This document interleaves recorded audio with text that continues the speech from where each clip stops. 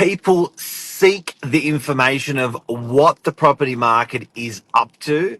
So much so, every time us real estate agents meet people, they will pick and pick and pick, trying to understand what the property market is doing. We're going to give you a summary that mainstream media is never going to give you. Stay tuned.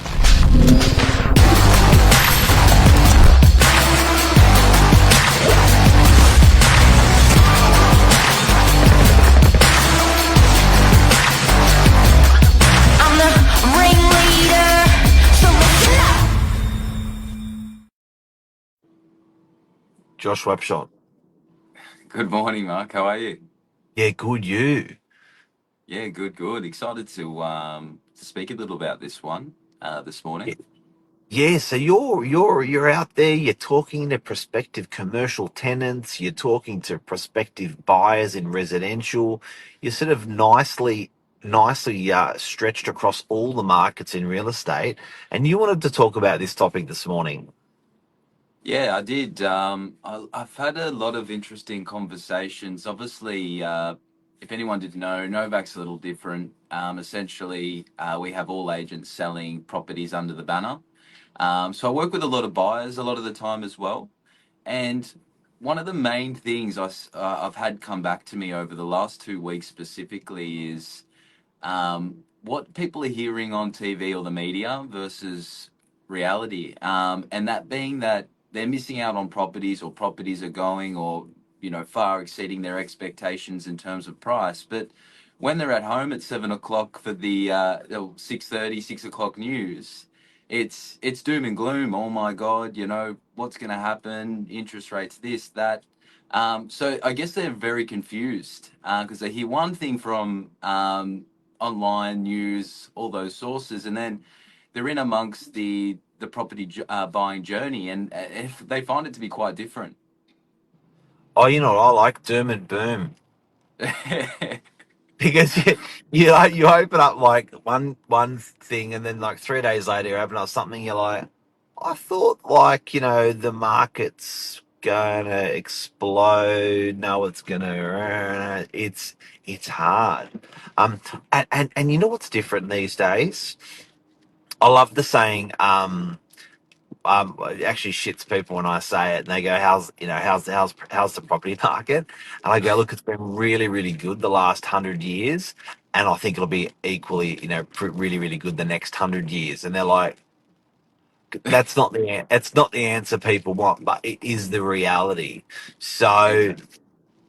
it's one of those things where we are our appetite for information.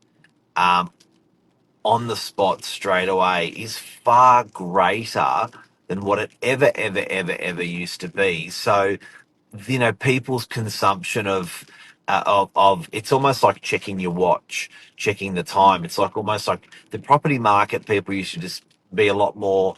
You'd get your data quarterly, or you know, coming through from banks and inflation. Now we're getting our data daily.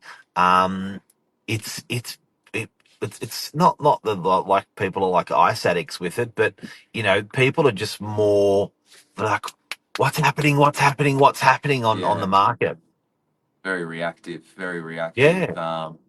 We were talking about a an example from one of our teammates in or colleagues within Novak. Had a property on market, unit, 2 beds, 1 bath, 1 car, lock up.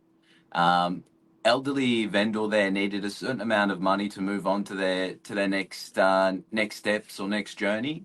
So it'd been on market for numerous weeks. Then all of a sudden, last 2 weeks, open homes numbers skyrocketed.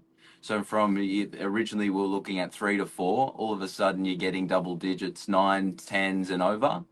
And all of a sudden that negotiations price level wise almost another 100,000 from where the best offer was from the previous 6 weeks, which unit wise is huge, almost 10%. So that factor of new buyers entering the market, I think we're speaking about that 2 bed or under a mil is the stock that seems to be going crazy right now. And that was one of the big examples we had. Yeah, look, Quite astounding. and that core unit market, that sort of, two betters between 750 to 950, that's a big market in the northern beaches of Sydney. It's sort of slightly tucked on around the first home buyer market. It's a huge market, and I've witnessed just in the last 20 months, you could have put your finger on a two better for 750 quite comfortably.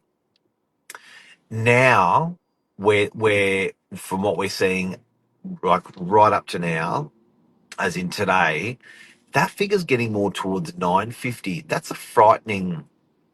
The data wouldn't have come through on that for RP data or for banks or stuff like that. But I've got a feeling, guys and girls who are watching, I've got a feeling there's a real big rumble in that affordable market for Mm. units and houses.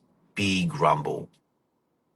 Yeah, you can definitely feel, you feel something's coming. You start to see it in the little things, a little bit faster in terms of commitment from buyers, your Yeah, numbers starting to stack up at open homes. And it does really have that feel. And then what we were talking about this morning before we got on was that essential market of your entry level houses, your entry level units. Well, then how does that affect the rest of the market? And where does that money flow onto? Did you want to go through that, Mark? What we spoke about this morning? yeah. Look, I think it's interesting the word you just used, essential. The word that's coined around by governments is affordable. And I think everyone raises their their eyebrow to that word because it's like, how the hell can affordable be? Blah blah blah rent or blah blah blah blah. It's sort of it's not sort of one size fits all. It Mm, actually almost insults people using that word affordable, because it's like, man, how are you going to afford a million for a unit for $1 million? That ain't affordable. I love the word essential because I think essential is one of those um, uh, a section of the market at the moment where the business has got to be done. It's mm, essential. It's an essential part of the market because they're selling their one bedrooms and they're going into two bedrooms. That's essential. The family's growing, or they're going out of the two bedroom into a three-bedroom townhouse. Can't afford a house. That's essential. Or they're going in from the townhouse to the little house. That's essential. Going from the five-bedroom home to the five-bedroom waterfront ain't nowhere near essential. So that the parts of the markets that we can identify as agents at the moment that are doing exceptionally well are the essential parts of the market. Now, the thing that I mm. love about that is that's applicable to all parts of Sydney. You can say in any part of Sydney, oh yes, that's an essential type of price point or category of property. That is not essential. Very easy to identify that way. Yeah, wow. And then, like you said, that you got that flow-on effect of obviously, your smaller unit going to a bigger unit. You then your seller of the bigger unit going into an entry-level house.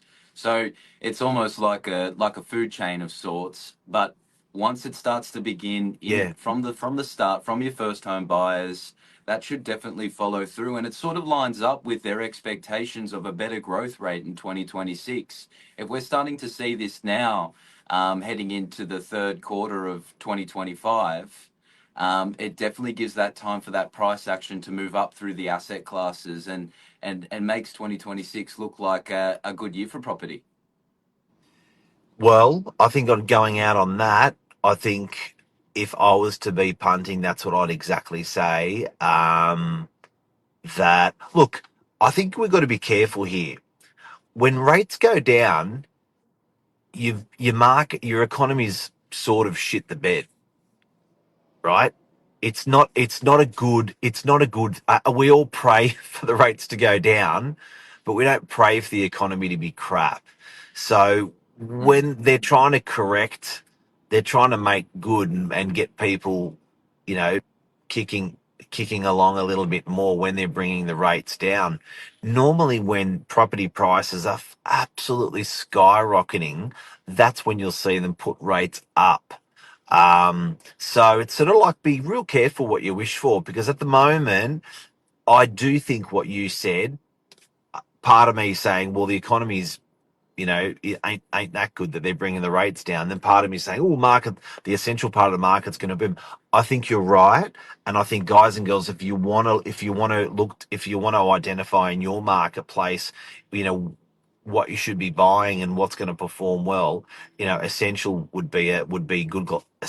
Put your essential glasses on, whether you're an investor, whether you're an owner occupier, and let's face it, you ain't going to be doing anything luxury on a 10% interest rate, but you are going to be doing something luxury on a 2% interest rate. So we've come off an environment where money was, it wasn't for free, but it was almost for free, and we're in firmly in an environment now where the rates are, you know.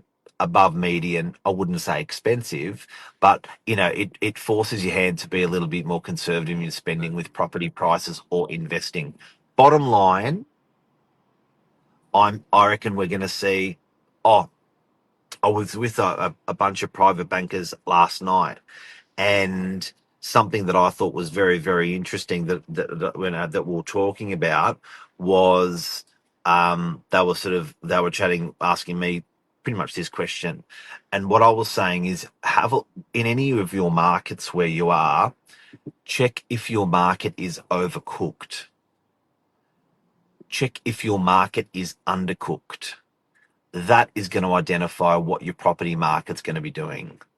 And the way Mm. you do that, and Josh, you probably hear me rattle on about this all the time, is your rolling 10-year average of capital growth. If your property values that you're looking at have already doubled over a 10-year period, then I would suggest you're on track. If they've more than doubled over the last 10 years, I would suggest your market's overcooked and I wouldn't be buying that asset. If your market is 50% over the last 10 years, I think you've got some good room for growth. It is a great metric and probably something very handy, Mark, for people to use, engage. Ask your local agent if you can't get your finger on the data, but CoreLogic and RP Data aggregates all that information, i.e., houses in all the suburbs around our area, 10 suburbs. They've all done it between 95 to 105%. They've doubled. Units, they're the rolling 10-year average of the last 10 years, 50%. I'm banking strata, essential stuff is going to do very well. I'm banking houses are going to level out a little bit. Wow. I'd say I'd probably be on trend with you there. I think units will continue to do well, that aging population. We've got a couple of new sets coming out over at Casa Del Mar, Hamptons, and Havana down in DY. And yeah, not they've been snapped up quite well. So I think it'll be interesting to see how these off the plan projects perform heading into a market in 18 months, 10, 12 months time. Yeah. Well, those retirees, that's essential. Exactly. They just can't do the house any longer. They've been there for 52 years. They got to get a unit. So they Yep, will go into that segment of the market because it's an essential move and they ain't got time. exactly right. Well, I think we covered that this morning, Mark. It was good info out for the for viewers. Hopefully we help some people that are scratching their head. The property market can do that to you. Yeah. Have a great day, mate. Thank you so much. No worries. Thanks, guys. Have a great day. See you guys. Cheers. Bye. Bye.